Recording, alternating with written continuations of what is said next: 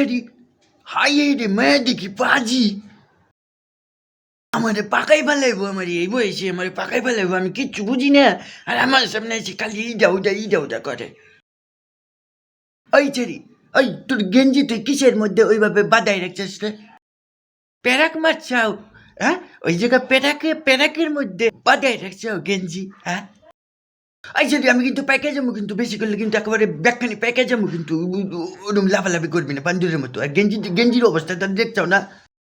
দাঁড়া ছেড়ি দাঁড়া, তোর বাপের হাতে আমার দেয়া হয়, তারপর আমি যদি তোর বাপের কয়ে না দিচ্ছি যে তোমার মেয়ে এক গেঞ্জি নিয়ে নাচানাচি করে, একবার উপরে ওঠে একবার নিচে নামে, একবার উপরে ওঠে একবার নিচে নামায়, তারপরে তার কাটা মানে প্যারাকের মধ্যে তোমার মেয়ে হলো গেঞ্জি বাঁধাই রাখছিল, আমি কয়ে দিব তুই যদি আমাকে পাড়ায় আসোস কোনো সময় ট্যাং ব্যাং গেলাম আর তোর এই গেঞ্জি আমি এবারে উদলে কেটে দিব, বেশি খেলে দেখছি না আমার পাকাই বেলাই যাস তুই এবারে।